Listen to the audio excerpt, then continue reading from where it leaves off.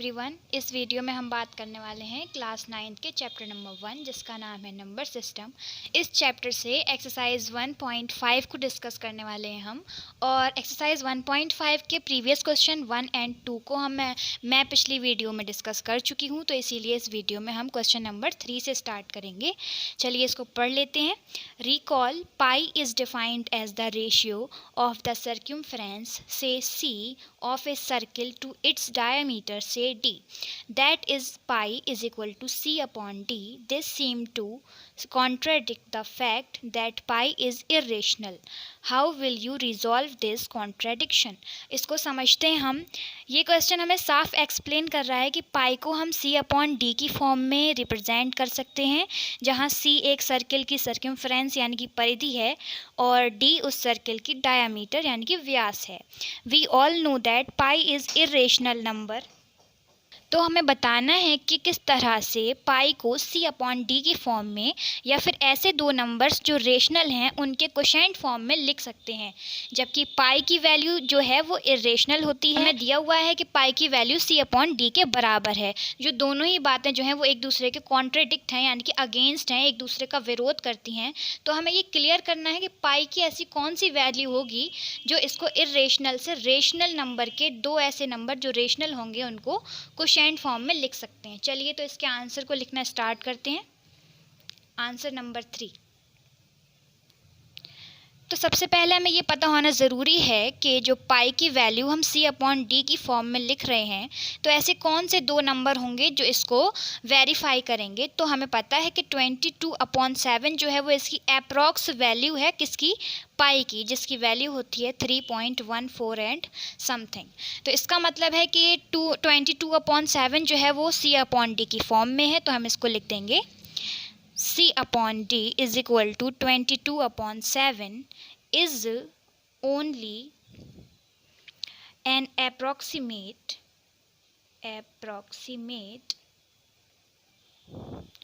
value of pi and also a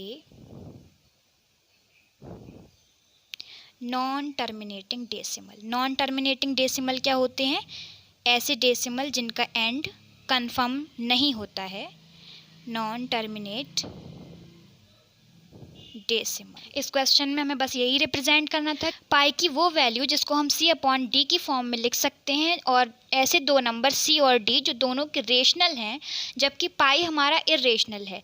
तो ये दोनों बातें एक दूसरे के अगेंस्ट ही लेकिन ट्रू हैं, तो इस वजह से हमने आपको यहाँ पर लिख कर बता दिया है कि c upon D is equal to 22/7 is only an approximate value of pi. Pi की ये एक अकेली अप्रॉक्सीमेट वैल्यू है जिसको आप एज रेशनल नंबर के कोशेंट फॉर्म में लिख सकते हैं। यह आपका कंप्लीट हो गया है आंसर नंबर 3। स्टार्ट करते हैं अब क्वेश्चन नंबर 4 को समझना। इसमें हमें क्या करना है तो पढ़ लेते हैं।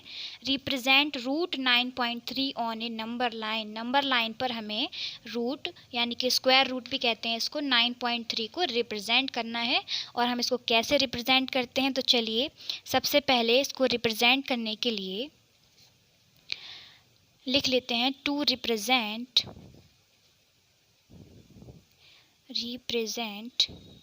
square root 9.3, draw a segment of 9.3 units। तो चलिए सबसे पहले एक लाइन सेगमेंट बना लेते हैं जिसकी मेज़रमेंट 9.3 है। इसको डिनोट कर देते हैं point A and point B से।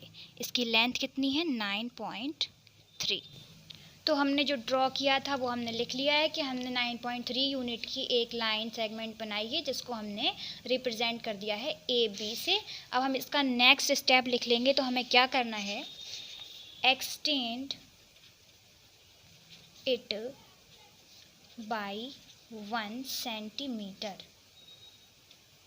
इस लाइन AB को हम 1 सेंटीमीटर और एक्सटेंड करेंगे। तो इसको बना लेते हैं। ये हमने इसको B से C की तरफ 1 सेंटीमीटर एक्सटेंड कर लिया है। इसको C से, इस पॉइंट को C से रिप्रेजेंट भी कर दिया है।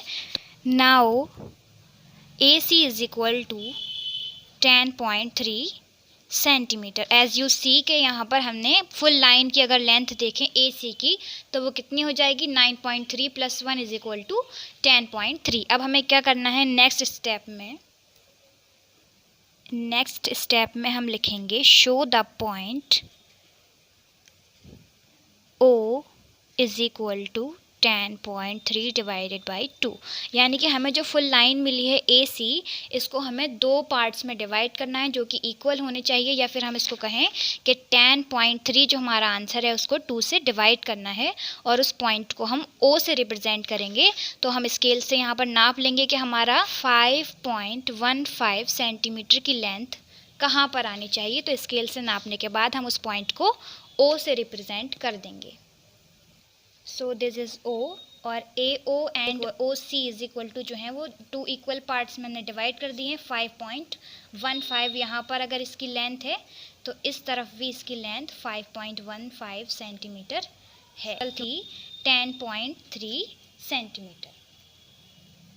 नेक्स्ट स्टेप इसका यहाँ लिख लेते हैं with O centre and radius कितनी है, सेंटर क्या होता है, केंद्र होता है, और रेडियस होती है त्रिज्या। रेडियस हमें कितनी लेनी है 5.15 सेंटीमीटर। जो पॉइंट कितना आया था O से हमने डिसाइड किया था, डिनोट किया था 5.15 सेंटीमीटर को, उतनी हमें रेडियस लेनी है। और हमें क्या करना है, ड्रॉ ए सेमी सर्किल यानी कि हाफ सर्किल, इसको बनाना है। कहाँ पर बनाना है, ये रेडियस लेनी है AO 5.15 सेंटीमीटर की, और सेंटर क्या लेना है O। चलिए इसको हाफ सर्किल बना लेते हैं यहाँ पर। तो ये हमने 5.15 सेंटीमीटर रेडियस और पॉइंट O रखकर हमने एक सेमी सर्किल ड्रॉ किया है जिसके 2 एंड्स हैं A एंड C। अब हमें क्या करना है, नेक्स्ट स्टेप इसका हम लिख लेते हैं ड्रॉ ए लाइन परपेंडिकुलर क्या होता है, लंबवत, परपेंडिकुलर टू OA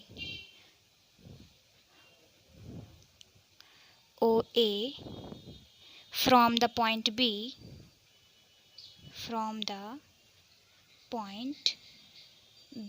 मीन है कि पॉइंट B से हमें एक परपेंडिकुलर लाइन ड्रॉ करनी है जो कि AB या AO और AC जो कि एक ही सीधी लाइन है, इसको परपेंडिकुलर होनी चाहिए और P पॉइंट से स्टार्ट होनी चाहिए।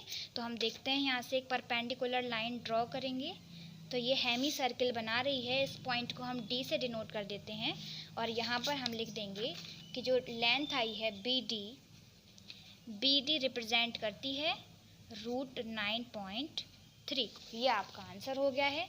तो ये BD जो है वो क्या है, √9.3।